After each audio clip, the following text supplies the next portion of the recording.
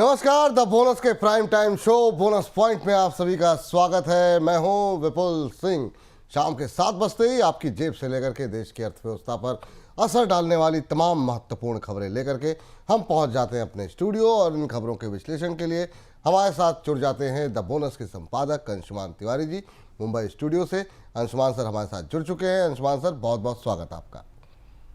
धन्यवाद विपुल, आपका भी स्वागत है। तो अंशुमान सर के साथ आज का विश्लेषण शुरू करें उससे पहले आपको फटाफट ये बता देते हैं कि आज मुख्य तौर पर किन खबरों पर हम बातचीत करने वाले हैं और एक एक करके उन खबरों के बारे में बताते हैं। सबसे पहले जरा नजर डालते हैं ऑन द शो पर। शो की शुरुआत हम जीएसटी से जुड़ी खबर से शुरू करेंगे। जीएसटी के स्लैब को घटाने की तैयारी हो रही है और इसके लिए बैठकों का दौर जारी है। जानेंगे कि आखिर में बात कहां तक पहुंची है। अगली खबर पाकिस्तान को हो रहे एक्सपोर्ट को लेकर है। ऐसी आशंका है कि प्रतिबंध के बावजूद कुछ एक्सपोर्ट हाउस यूएई के रास्ते पाकिस्तान को एक्सपोर्ट कर रहे हैं। थोड़ी देर में समझेंगे कि आखिर में ये पूरा मामला है क्या। ऐसी खबर है कि सरकार विदेशी कंपनियों को भारत में सरकारी ठेकों में बोली लगाने की अनुमति दे सकती है। विदेशी कंपनियों को लेकर के सरकार का मन क्यों बदल रहा है, इसको विस्तार पूर्वक अंशुमान सर से समझेंगे। अमेरिका के हार्वर्ड विश्वविद्यालय में विदेशी छात्रों के दाखिले पर रोक लग गई है। ट्रंप प्रशासन ने यह सख्ती की है। इसका भारतीय छात्रों पर क्या असर होगा, इस पर भी होगी विस्तार से बातचीत। तेल उत्पादक देशों का संगठन ओपेक एक बार फिर से तेल उत्पादन बढ़ाने की तैयारी में है। अगर ऐसा होता है तो कच्चे तेल की कीमतों में गिरावट आ सकती है। आखिर में ओपेक ऐसा क्यों कर रहा है, इस पर भी आज विस्तार से बात होगी। अंत में जापान के चावल संकट पर बात करेंगे। वहां पर चावल की कीमतें आसमान पर हैं। भारतीय करेंसी में कहें तो भाव 600 रुपए किलो तक पहुंच गया है। इसकी वजह से जापान के कृषि मंत्री को इस्तीफा तक देना पड़ा है। आखिर में ये पूरा मामला है क्या, इस पर भी अंशुमान सर से विस्तार में बातचीत करेंगे। चलिए तो अब आगे बढ़ते हैं और आज की पहली खबर का रुख करते हैं। सरकारी बैंकों के कर्मचारियों की अनुशासनहीनता पर कार्रवाई के लिए एक समान नियम बनाने पर काम हो रहा है। नियम तैयार करने के लिए बैंकों ने एक वर्किंग ग्रुप बनाया है जिसकी रिपोर्ट के आधार पर नियम तय होंगे। माना जा रहा है कि नए नियम जून से लागू हो सकते हैं। मौजूदा व्यवस्था के तहत कर्मचारियों की अनुशासनहीनता पर कार्रवाई के लिए हर बैंक का अपना एसओपी है। सर, इन नियमों की आखिर में जरूरत क्यों पड़ रही है, इतनी सख्ती की? विपुल जी, बैंकों के कर्मचारियों के कामकाज और उनके आचरण को लेकर सरकार हमेशा से दुविधा में रही है। एक तरफ ये मांग होती है कि बैंक के कर्मचारियों को संरक्षण दिया जाए क्योंकि वो जो फैसले ले रहे हैं उन फैसलों का वो बैंकों के व्यापारिक हित में फैसले लेते हैं और बाद में वो लोन डूबने के, एनपीएस के गलत फैसले होते हैं जिन पर फिर बाद में उन पर कार्रवाई होती है। दूसरी तरफ सुप्रीम कोर्ट और तमाम एजेंसियां ये मानती हैं कि बैंकों के कर्मचारियों का और अधिकारियों के आचरण भी सवाल हैं और ऐसे तमाम मामले आए हैं। हुआ यह है कि अभी सेंट्रल विजिलेंस कमीशन ने भारत में एक कर्मचारियों के आचरण के लिए प्रिवेंशन ऑफ करप्शन एक्ट के तहत एक व्यवस्था बना रखी है जिसे बैंक फॉलो करते हैं और बैंक अपने तरीके से उसमें बदलाव करते हैं। लेकिन अब नए मानक तय करने की बात हो रही है। जो वर्किंग ग्रुप बैंकों ने बनाया था जिसका जिक्र आपने किया, उसने एक समान व्यवस्था देने का प्रस्ताव किया है। इसमें सेंट्रल विजिलेंस कमीशन से मिली सिफारिशें भी शामिल हैं जिससे कि किसी भी बैंक में कर्मचारियों पर एक समान तरीके से एक्शन लिया जा सके और अलग अलग बैंकों को अपने अलग अलग एसओपी या जो अपने प्रोसीजर्स हैं उनको तय न करना जी। इस बीच केंद्र सरकार अब सरकारी ठेकों में विदेशी कंपनियों को भाग लेने की अनुमति दे सकती है। रिपोर्ट के मुताबिक अमेरिका सहित दूसरे देशों की कंपनियों को सरकारी ठेकों में भाग लेने की अनुमति की तैयारी हो रही है। 50 अरब डॉलर तक के ठेकों में विदेशी कंपनियां भाग ले सकेंगी। भारत ने हाल में यूके के साथ व्यापार समझौता किया और अब ईयू और अमेरिका के साथ भी व्यापार समझौते पर बातचीत चल रही है। रिपोर्ट के मुताबिक व्यापार समझौतों में विदेशी कंपनियों को सरकारी ठेकों में भाग लेने की अनुमति देने पर विचार हुआ है। सर, विदेशी कंपनियों को लेकर के आखिर में ये हिचक कैसे टूटती हुई दिखाई दे रही है? ये हिचक कभी नहीं टूटती विपुल जी। अगर ये समझौते नहीं करने पड़ते, एफटीए नहीं होते, तो भारत सरकार सरकारी कॉन्ट्रैक्ट में विदेशी कंपनियों को आने की इजाजत नहीं देती। अभी भी विदेशी कंपनियां जो सरकारी कॉन्ट्रैक्ट, सरकारी परियोजनाओं में काम कर रही हैं, वो किसी भारतीय कंपनियों के साथ काम कर रही, सीधे टेंडर में बोली नहीं लगाती हैं। कोई भारतीय उपक्रम होता है जिसके साथ काम करती हैं। जैसे अभी हाल में टर्की के को लेकर जो बैकलैश हुआ, उसमें हमें पता चला कि भारत में मेट्रो बनाने की परियोजनाओं में या एविएशन की परियोजनाओं में टर्की की कंपनियां काम कर रही हैं। लेकिन अब भारत जो 3 समझौते करने जा रहा है, वो 3 समझौते भारत सरकार में बंद जो बाजार था कई मामलों में, उसे खोलने के लिए में बड़ी भूमिका निभाएंगी। सरकार पर इस बात का दबाव है कि वो अपने बाजार को उदार करे, और उसका पहला फैसला है कि $50 बिलियन तक के जो कॉन्ट्रैक्ट हैं, उन कॉन्ट्रैक्ट्स में विदेशी कंपनियों को अब बोली लगाने की, ठेके लेने की सीधे छूट मिलेगी। इस तरीके का एक वादा या प्रावधान यूके के साथ जो ट्रेड डील हुई उसमें शामिल किया गया है, और अमेरिका तो इसकी मांग पहले से कर ही रहा है। तो अमेरिका के को समझाने के लिए और ट्रेड डील पर आगे बढ़ने के लिए सरकारी कॉन्ट्रैक्ट का बाजार जो विदेशी कंपनियों के लिए प्रतिबंधित था, उसे खोला जा रहा है, और ये बड़ा बदलाव है। लेकिन सरकार ने कहा है कि इसमें केवल केंद्र सरकार के टेंडर शामिल होंगे विपुल जी। स्टेट और लोकल टेंडर, जो राज्य सरकारों के टेंडर होंगे और जो स्थानीय निकायों के टेंडर हैं, उनमें विदेशी कंपनियों को आने की छूट नहीं दी जाएगी। जी। इस बीच जीएसटी की दरों में बदलाव के लिए नए सिरे से बातचीत शुरू हो गई है। रिपोर्ट के मुताबिक जीएसटी व्यवस्था में सुधार के लिए हाल में कुछ उच्च स्तरीय बैठकें हुई हैं। बैठकों में जीएसटी की दरों पर इंडस्ट्री की राय भी ली गई, और इंडस्ट्री ने मौजूदा 4 टैक्स स्लैब की जगह 3 टैक्स स्लैब लागू करने की राय दी है। सर, इसमें क्या कुछ बदलाव आ सकते हैं, और अगर ये बदलाव हुए तो इससे टैक्स कलेक्शन क्या घटता हुआ नहीं दिखाई देगा? जीएसटी के ढांचे में सुधार की कोशिशें लंबे समय से जारी हैं। इस पर चर्चा भी बराबर चल रही है, लेकिन फिलहाल सरकार अभी हिम्मत नहीं जुटा पा रही है कि इसमें बदलाव किया जाए। प्रस्ताव तो वही एजेंडे पर है कि 3 दरों का ढांचा होना चाहिए, दरों को स्पष्ट किया जाए। सबसे महत्वपूर्ण जो विषय है वो कंपेंसेशन सेस को लेकर है। सरकार ने जब जीएसटी की व्यवस्था के तहत राज्य सरकारों को होने वाले नुकसान की भरपाई का फैसला किया था, तो एक कंपेंसेशन सेस लगाया गया था। उसका समय भी पूरा हो चुका है, उसे अब आगे कुछ समय के लिए बढ़ा दिया गया है। राज्य सरकारें उसमें भागीदारी मांग रही हैं, केंद्र सरकार उसे जारी रखना चाहती है। उसका कहना है कि जो कर्ज दिया गया था राज्य सरकारों को जीएसटी में नुकसान के बदले, खासतौर से कोविड के दौरान, उसकी भरपाई के लिए इसकी जरूरत है। लेकिन इसके अलावा भी जीएसटी के ढांचे में फिटमेंट कमेटी की रिपोर्ट मौजूद है। जीएसटी में एक नए जो रेवेन्यू न्यूट्रल रेट है उसके आसपास लाने की बात है, स्लैब्स को मर्ज किए जाने की बात है। ये सारे प्रस्ताव लंबे समय से एजेंडे पर हैं और चर्चा में, पर सरकार अभी इसकी हिम्मत नहीं जुटा पा रही, और ना जीएसटी काउंसिल इसकी हिम्मत जुटा पा रही, क्योंकि इस साल भारतीय अर्थव्यवस्था में मंदी और सुस्ती के संकेत हैं स्पष्ट रूप से। हालांकि जीएसटी का कलेक्शन बेटर है, लेकिन अगर कोई बड़ा बदलाव होता है जीएसटी के ढांचे में, तो निश्चित तौर पर राजस्व पर उसका असर पड़ेगा। और यही वजह है कि चर्चाएं तो होती हैं, पर वो नतीजे के करीब तक अभी नहीं पहुंचती। जी। इस बीच एफएमसीजी कंपनी कोलगेट पामोलिव का कहना है कि शहरों में एफएमसीजी प्रोडक्ट्स की डिमांड अब भी सुस्त है, और करीब 70% शहरी उपभोक्ता फाइनेंशियल स्ट्रेस का सामना कर रहे हैं तथा रोजमर्रा की खरीदारी को फिलहाल के लिए टाल रहे हैं। कंपनी ने बुधवार को ही अपने मार्च तिमाही के नतीजे भी घोषित किए। मार्च तिमाही में कंपनी का मुनाफा 6.5% घटकर 355 करोड़ रुपए रहा है। सर, कोलगेट पामोलिव को अपने नतीजों में ऐसा क्या दिखा जो उसे शहरी डिमांड जो है वो कम दिखाई दे रही है? कोलगेट पामोलिव की स्थिति विपुल जी लगभग सभी एफएमसीजी कंपनियों जैसी है, जिनके बात कर रहा है, चाहे वो हिंदुस्तान लीवर हो, प्रॉक्टर एंड गैम्बल हो, डाबर हो, मैरिको हो। कोलगेट पामोलिव ने खासतौर पर शहरी इलाकों में मांग में बड़ी गिरावट महसूस की है। सेल जो कंपनी की जो सेल्स है उसमें भी गिरावट आई है। करीब करीब 1452 करोड़ रुपए का आंकड़ा दिखाई दे रहा है, जो 1481 करोड़ रुपए था। ये गिरावट बड़ी है, और इसलिए अब कोलगेट पामोलिव भी उन कंपनियों में शामिल हो गई है।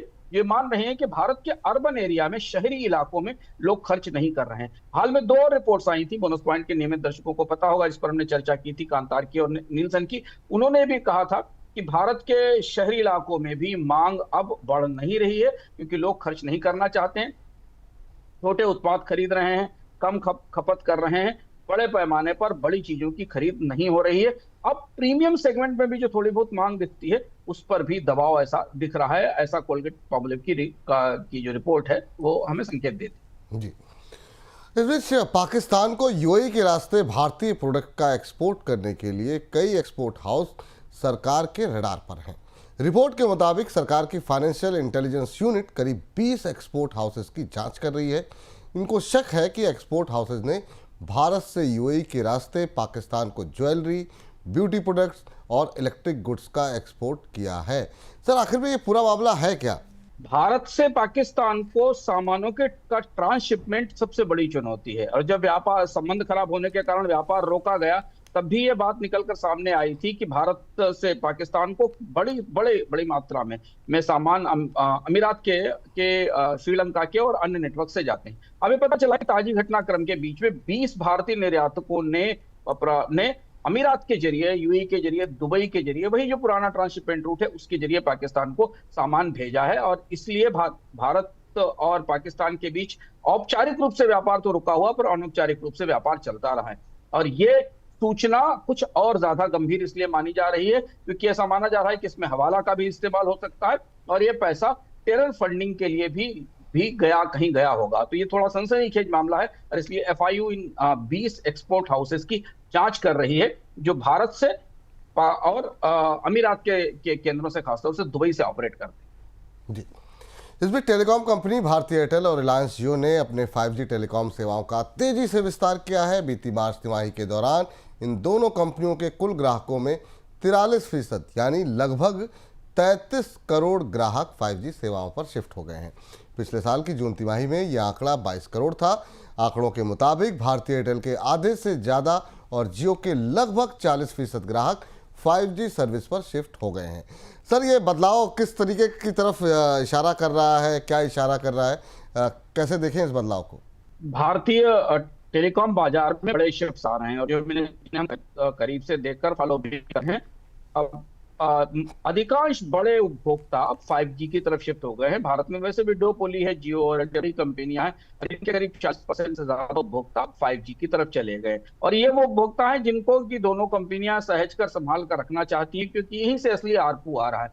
5G की तरफ मूव करने का सीधा मतलब है कि वो उपभोक्ता है जो डेटा कंज्यूम करते हैं, जिनका अधिकांश खपत व्यवहार डेटा में है, जो मल्टीमीडिया, ऑनलाइन कंटेंट कंजम्पशन और ऑनलाइन सेवाओं का इस्तेमाल करते हैं।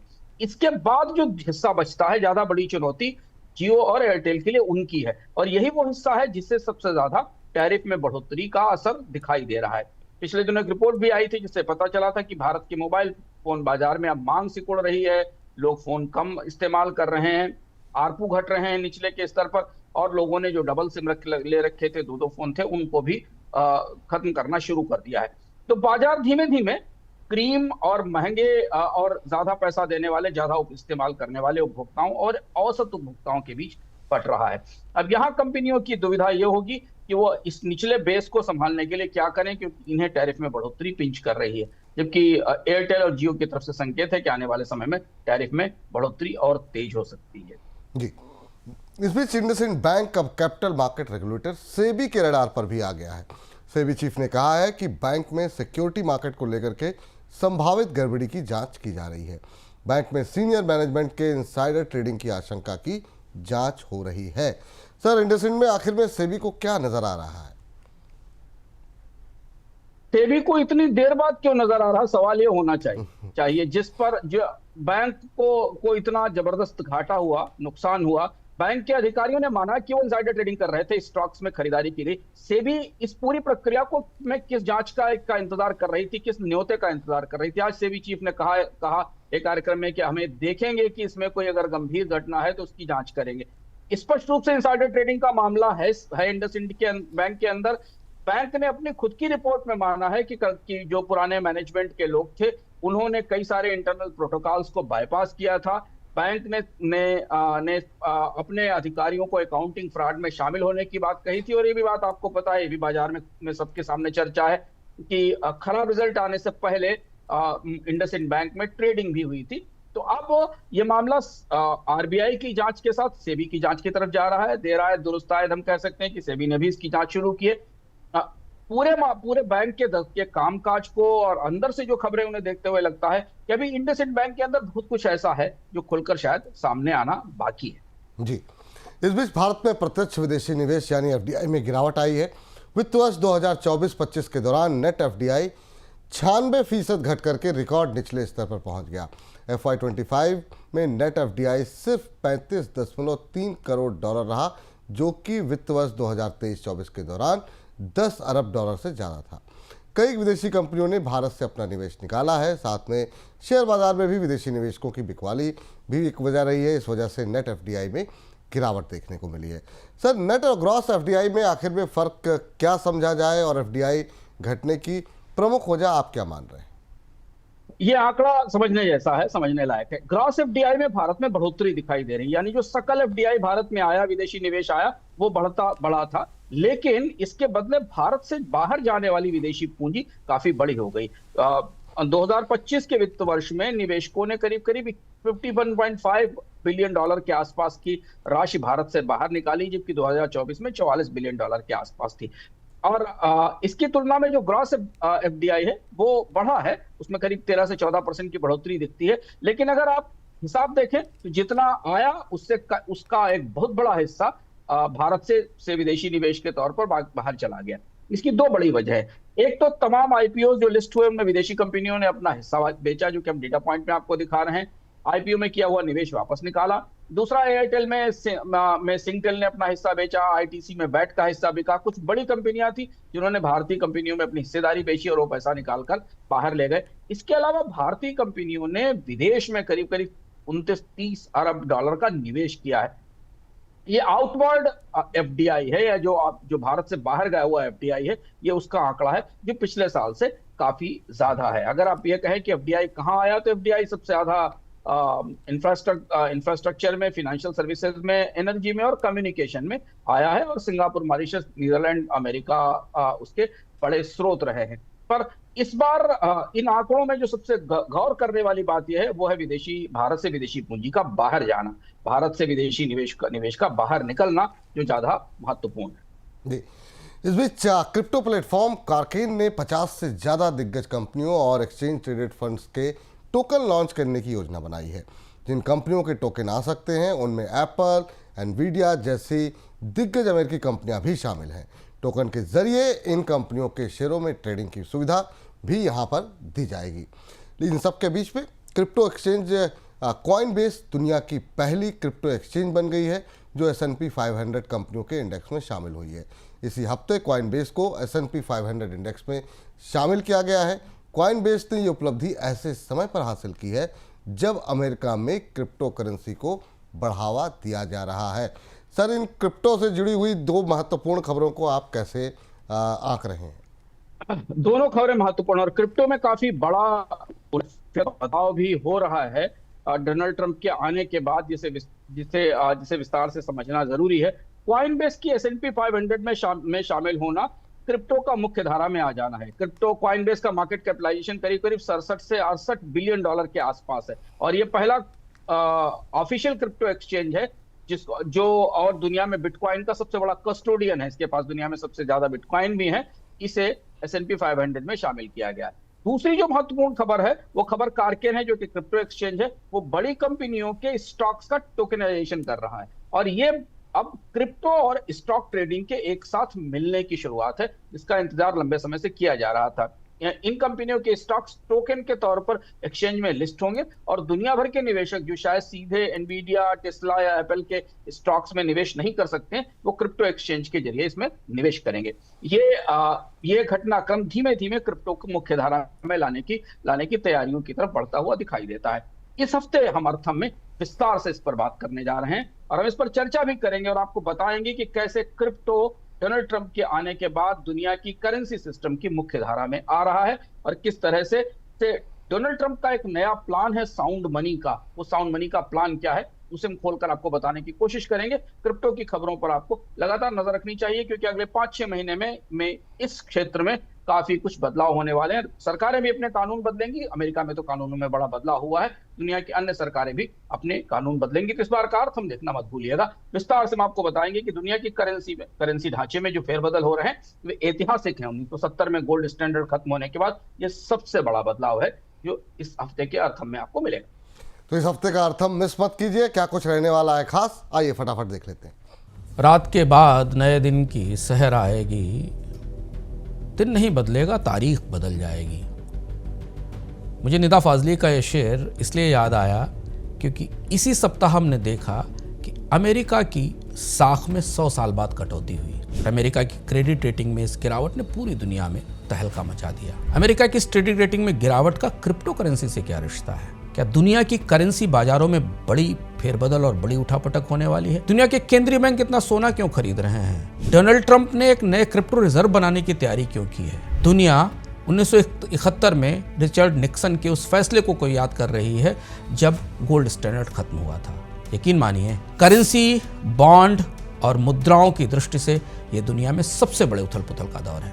इस बार के अर्थम में बात इसी पर, और हम आपके सामने खोलेंगे ट्रंप के साउंड मनी प्लान की परतें। पहली बार आपको पता चलेगा कि ट्रंप किस तरीके की साउंड मनी पूरी दुनिया में लाना चाहते हैं। तो इस बार का अर्थ हम चूकिएगा नहीं, जरूर देखिएगा। यदि आप क्रिप्टो में निवेश करते हैं तो आपके लिए जानना जरूरी है कि क्रिप्टो करेंसीज में क्या होने वाला है, और अगर आप सोने के निवेशक हैं तो भी आपके लिए जानना जरूरी है कि दुनिया के करेंसी बाजारों में क्या उथल पुथल होने वाली है, और अब अमेरिकी डॉलर का क्या होगा भविष्य में। इस सवाल का जवाब भी हम तलाशने की कोशिश करेंगे अर्थम के इस संस्करण में। तो रविवार को मिलते हैं ट्रंप के साउंड मनी प्लान की परतें खोलते हुए। चलिए, तो ये आप देख सकते हैं अर्थम इस बार, और जो हमारे प्राइम मेंबर हैं उनके लिए ये सुविधा है कि वो अर्थम का एपिसोड पहले देख सकेंगे। तो अगर आप भी जो है अर्थम पहले देखना चाह रहे हैं तो बन जाइए हमारे प्राइम मेंबर, और उसके लिए बहुत छोटी सी फीस आपको देनी होगी। उसको चुका करके आप हमारे प्राइम मेंबर बन सकते हैं और हमारे इस परिवार का हिस्सा बन सकते हैं। बहुत सारी सुविधाएं होंगी अगर आप हमारे इस परिवार का हिस्सा बनते हैं तो, और उसके बारे में लगातार हम आपको बता रहे हैं। और कहाँ से आप सब्सक्राइब कर सकते हैं, सब्सक्राइब के बगल की जो बटन है, ज्वाइन का ऑप्शन होगा, वहाँ पर आप जा करके आप जो है हमारे प्राइम मेंबर बन सकते हैं और इस बोनस परिवार का हिस्सा बन सकते हैं। बहुत सारे कार्यक्रम, एक्सक्लूसिव कंटेंट हम आप लोगों के लिए लेकर के आने वाले हैं। आने वाले दिनों में हम एक एक करके उसका खुलासा करेंगे। अभी अर्थम आपके लिए प्रायोरिटी बेसिस पे आपको मिल रहा है। साथ ही साथ हमारे जो भी सवाल आप लोगों के रहते हैं उसको हम प्राथमिकता देने की कोशिश कर रहे हैं, और बाकी और क्या कुछ एक्सक्लूसिव रहने वाला है वो आपको आने वाले दिनों में पता लगेगा। लेकिन इन सब के बीच में ट्रंप प्रशासन ने अमेरिका के हार्वर्ड विश्वविद्यालय में विदेशी छात्रों के दाखिले पर रोक लगा दी। अमेरिका के होमलैंड सिक्योरिटी डिपार्टमेंट ने रोक को लेकर के आदेश जारी किया है। हार्वर्ड विश्वविद्यालय में ट्रंप प्रशासन के इस कदम को गैर कानूनी बताया गया है। विश्वविद्यालय में करीब 6800 विदेशी छात्र पढ़ते हैं। सर, ट्रंप के इस कदम से भारतीय छात्रों पर किस तरह का असर देखने को मिल सकता है? ट्रंप और हार्वर्ड के बीच टकराव अब बड़े निर्णायक मुकाम तक पहुंच गया है, और इस बात की संभावना थी कि डोनाल्ड ट्रंप हार्वर्ड विश्वविद्यालय पर इस तरीके की कोई सख्ती करेंगे, क्योंकि मान रहे हैं कि विदेशी छात्र वहां अमेरिका के राष्ट्रीय हितों के खिलाफ हैं और अमेरिका की नीतियों के खिलाफ हैं। भारतीय छात्रों के लिए भी अब वहां पर एक बड़ी चुनौती बनती दिखाई दे रही है। हार्वर्ड में भारतीय छात्रों की संख्या खासी बड़ी है। अब यहां से हार्वर्ड को अपनी नीतियों को नए सिरे से बदलना होगा, क्योंकि ट्रंप ने ये तय कर दिया, सरकार ने तय कर दिया है कि जो नए स्टूडेंट्स रोल नहीं किए जाएंगे। लेकिन भारतीय छात्र जो वहां पढ़ रहे हैं उनके लिए फिलहाल अभी ये चुनौती नहीं है, क्योंकि वो अपने कोर्सेज को पूरा कर सकेंगे। और जो संकेत हमें हार्वर्ड यूनिवर्सिटी से और इस पूरे विभाग के तौर पर मिले हैं, तो मौजूदा छात्रों के लिए तो कोर्स जारी रहेंगे, लेकिन हाँ, नया इनरोलमेंट अब पूरी तरह हार्वर्ड में विदेशी छात्रों का बंद हो जाएगा अगर डोनाल्ड ट्रंप और हार्वर्ड के बीच कोई समझौता नहीं होता। जी, इस बीच अमेरिका के ट्रेजरी बॉन्ड्स की रेटिंग कटौती के बाद दुनिया भर का बॉन्ड बाजार तपा हुआ है। अमेरिकी बॉन्ड्स की यील्ड लगातार बढ़ रही है। जापान के बॉन्ड्स में भी तेजी दर्ज की जा रही है। उधर ऑस्ट्रेलिया, जर्मनी और यूके के बॉन्ड्स में भी तेजी है। बॉन्ड बाजार की इस तेजी की वजह से दुनिया भर के देशों के लिए कर्ज की लागत बढ़ सकती है और उन पर कर्ज का बोझ भी बढ़ने की आशंका है। सर, बॉन्ड बाजार में सरकारों को डराने वाली सबसे बड़ी बात आप क्या देख रहे हैं? बॉन्ड बाजार दुनिया में सबसे सरकारों को सबसे ज्यादा आतंकित करता है। रोनाल्ड रीगन के एक सलाहकार थे जेम्स कार्वाइल, उनका एक मशहूर कोट था। जेम्स कार्वाइल चुनाव प्रबंधक थे और उनका ये कहना था कि मुझे अगर दोबारा जन्म मिले तो ना तो मैं पोप बनना चाहूंगा, ना अमेरिका का राष्ट्रपति, मैं बॉन्ड मार्केट बनूंगा, क्योंकि बॉन्ड मार्केट ही ऐसा है जिससे दुनिया भर की सारी सरकारें कांपती हैं। उन्हें शेयर बाजार में भी कुछ हो तो इससे फर्क नहीं पड़ता। इसकी वजह यह कि दुनिया की सरकारें बॉन्ड मार्केट पर ही चलती हैं। बॉन्ड मार्केट ही उनके लिए पूंजी का स्रोत है, उनके बजटों की फाइनेंसिंग इससे होती है। और अब बड़ा खतरा है बॉन्ड मार्केट में, जिसकी तपिश हमें शेयर बाजारों पर दिखाई दे रही है और आने वाले समय में दिखाई देगी। सरकारें इस साल करीब 12.3 ट्रिलियन डॉलर के बॉन्ड जारी करेंगे। उनका कुल कर्ज करीब 76 से 77 ट्रिलियन डॉलर हो जाएगा। सरकारों को रक्षा और ऊर्जा पर खर्च बढ़ाने के लिए, पुराने कर्ज का ब्याज चुकाने के लिए बॉन्ड देने होंगे। अब हो यह रहा है कि सेंट्रल बैंक ने बॉन्ड की खरीद बंद कर दी है, बॉन्ड यील्ड बढ़ रहा है, जिससे कि उसकी सरकारों के कर्ज की लागत बढ़ेगी। यील्ड बढ़ने से बॉन्ड के पुराने निवेशकों को नुकसान हो रहा है। बॉन्ड बाजार का स्पष्ट रूप से संकेत है कि राज्य सरकारों के बजट दुनिया भर की सरकारों के बजट बुरी हालत में है, उनके घाटे बढ़े हुए हैं, और यदि उन्हें लंबे समय के लिए पैसा चाहिए तो उन्हें ज्यादा ब्याज चुकाना होगा। और अब इस सप्ताह इस बात पर निगाह रहेगी कि दुनिया के कई देशों में 10 साल और 30 साल के नए बॉन्ड जारी होने वाले हैं, जिनमें ऑस्ट्रेलिया, जापान और अमेरिका के बॉन्ड भी हैं। इस वजह से, और जब ये यील्ड बढ़ती दिखाई देगी और जो दिख रही है, तो अंतर्राष्ट्रीय बाजारों में इसका दबाव बनेगा। अमेरिका और जापान के आंकड़े हमारे सामने हैं, वहां ऊंची यील्ड है, जिसके कारण अमेरिका में मूडीज ने अमेरिका की ट्रेजरी रेटिंग घटाई है, इस वजह से यील्ड में और बढ़ोतरी हुई है। अमेरिका में और जापान में 20-30 साल के बॉन्ड के ऑक्शन कमजोर रहे हैं, ग्राहकों का समर्थन नहीं मिला है, और इसलिए निगाहें अब अगले बॉन्ड ऑक्शन पर होने वाली है। अमेरिका के 30 वर्षीय बॉन्ड की यील्ड 5% से ऊपर है, 40%। जापान के 4 वर्षीय बॉन्ड की यील्ड करीब 3.5% से ऊपर है, और यह सबसे खतरनाक है। ऐसी परिस्थिति आमतौर पर हमने 2008 के दौरान देखी थी, जब राज्य सरकारों के दुनिया भर की सरकारों के घाटे बढ़े हुए थे और बॉन्ड यील्ड्स में रिकॉर्ड बढ़ोतरी हुई थी। लगभग वैसी स्थिति बनती बाजारों में दिख रही है। जी सर, यहाँ से आगे की परिस्थिति आप कैसे देख रहे हैं?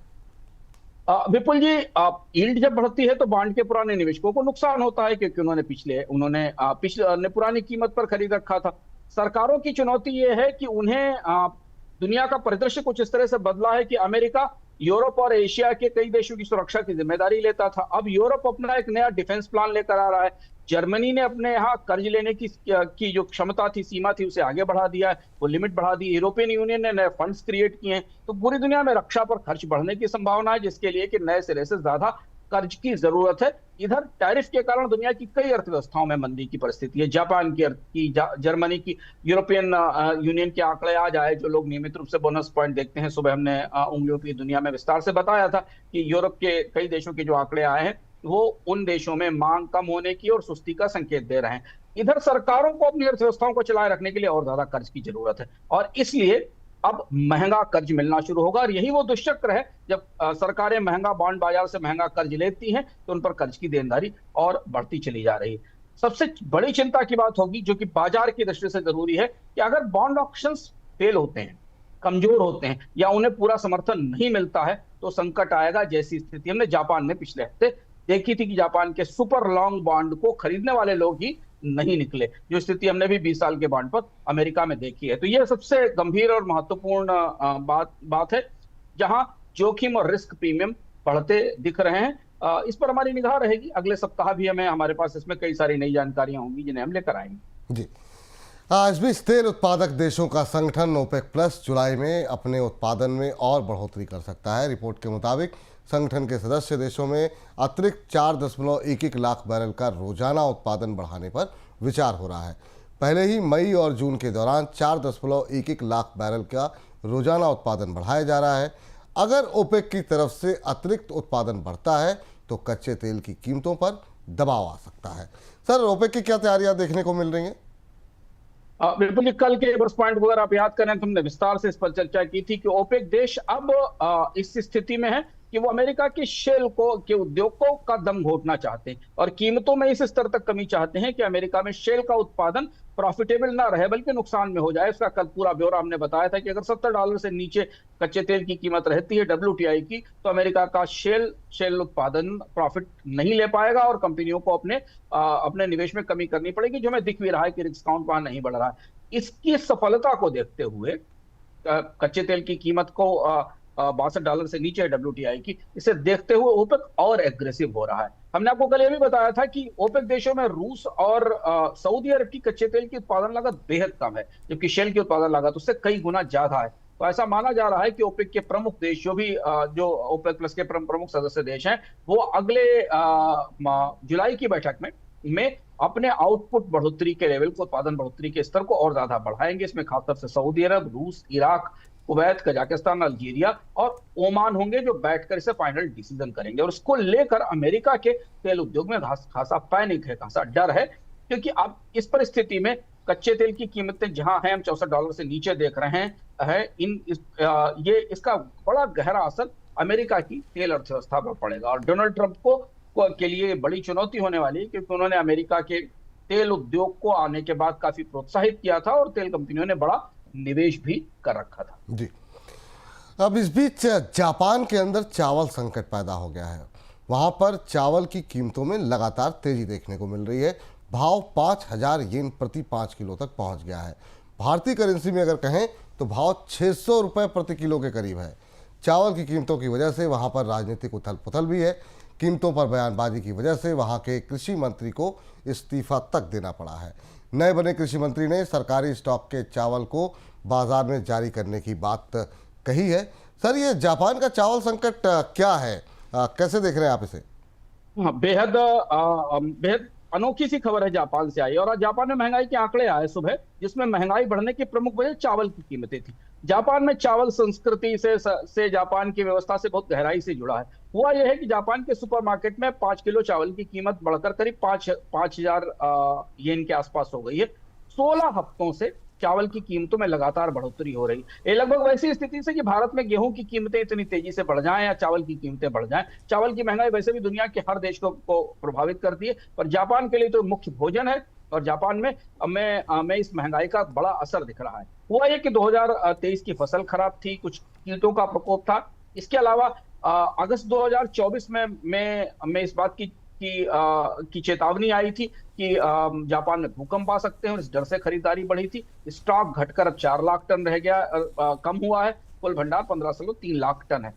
जापान में कीमतों का चार्ट आपके सामने है, जो कि अप्रत्याशित है। कीमतों में ऐसी बढ़ोतरी नहीं कभी देखी गई। और जैसा विपुल जी आपने जिक्र किया ना कि जापान के पिछले कृषि मंत्री ने कीमतें बढ़ने पर जब सवाल पूछा गया तो उन्होंने मजाक में ये कह दिया कि मुझे चावल नहीं खरीदना पड़ता, मुझे तो मेरे समर्थक गिफ्ट करके दे जाते हैं। उस पर इतना जबरदस्त विरोध हुआ कि जापान के कृषि मंत्री को परसों इस्तीफा देना पड़ा चावल की कीमतों के कारण। अब जो नए मंत्री आए हैं, कोइजुरी युमी, उन्होंने कहा है कि जो सरकारी स्टॉक में रखा हुआ चावल है वो स्टोर्स तक भेजा जाएगा और सप्लाई किया जाएगा। 2.1 लाख टन से ज्यादा चावल जारी किया गया है, लेकिन केवल 10% उपभोक्ताओं तक पहुंचा। और चावल की कीमतों ने सरकार की साख को, राजनीतिक साख को बुरी तरह चोट पहुंचाई। जी सर, लेकिन अब वहां पे सरकार के पास क्या कुछ विकल्प दिखाई दे रहा है? बड़ी संवेदनशील परिस्थिति है जापान में चावल की, क्योंकि जापान में चावल की कमी है और उसका इंपोर्ट हो रहा है। तो इंपोर्टेड चावल और विदेशी चावल खाना जापानियों की प्रतिष्ठा और साख के लिए वो बेहतर नहीं माना जाता और जापानी इसका विरोध कर रहे हैं। जापान में करीब 7.7 लाख टन WTO का कोटा है, जिसके तहत Japan 7.7 lakh tonne duty free import कर सकता है। इसमें से 3.48 लाख टन चावल का इंपोर्ट अमेरिका से होगा। इसके बाद जापानी कंपनियों को महंगे टैरिफ पर अमेरिका से इंपोर्ट करना होगा। निजी कंपनियां इंपोर्ट कर भी रही है, महंगे टैरिफ पर लाना भी चाहती है। सबसे बड़ी बात, दिलचस्प बात यह है कि 35 साल में पहली बार दक्षिण कोरिया से जापान में चावल का आयात हुआ, जो जापान की राजनीति के लिए, जापान की व्यवस्था के लिए थोड़ा चौंकाने वाला था। हुआ यह है कि यूएस के साथ टैरिफ वार्ता चल रही है, जिसमें जापान कोशिश करेगा कि उसे और ज्यादा चावल आयात करने की छूट मिले और सस्ता चावल लाने की छूट मिले, क्योंकि जो महंगाई चावल की दिख रही है वो सरकार के लिए अच्छी नहीं है। लेकिन किसान इसका विरोध कर रहे हैं। आयातित चावल खाना जापानियों की प्रतिष्ठा और साख के खिलाफ है, इसलिए इसका विरोध है, इसलिए इंपोर्ट का विरोध भी हो रहा है। इस बीच जापान में जो उच्च सदन है उसके चुनाव भी होने वाले हैं। जापान की सरकार चावल की कीमतों के कुचक्र में बुरी तरह फंस गई है। आयात करते हैं तो दबाव है, क्योंकि जापानी किसान उसका विरोध कर रहे हैं, जापान के लोग आयातित चावल का विरोध कर रहे हैं और घर में चावल उपलब्ध नहीं है, कीमतें रिकॉर्ड ऊंचाई पर हैं। और यही एक और वजह है जिस वजह से जापान में महंगाई बढ़ी है, जो हमें दिखाई दे रहा है। तो आने वाले हफ्तों में जापान सरकार और अमेरिका के साथ जो बातचीत होगी उसमें चावल के आयात और सप्लाई को लेकर कुछ चर्चा हो सकती है, जहां से शायद हमें कुछ समाधान मिलता दिखेगा। चलिए, नजर रहेंगी वहां पर क्या समाधान निकल करके आता है। लेकिन वहां पर चावल क्राइसिस है और भारत में चावल शेयरों में आज अक्रॉस द बोर्ड अच्छी तेजी देखने को मिली। LT फूड्स हो, KRBL हो, चमन लाल सेतिया, इन सब में आज अच्छा मोमेंटम बनता हुआ दिखाई दिया है। अंशुमान सर, आज की इस चर्चा में आप जुड़े, तमाम हमारे जो खबरें थी उनका विश्लेषण किया, बहुत बहुत शुक्रिया, बहुत बहुत धन्यवाद आज की इस विशेष चर्चा में जुड़ने के लिए। बहुत बहुत आभार।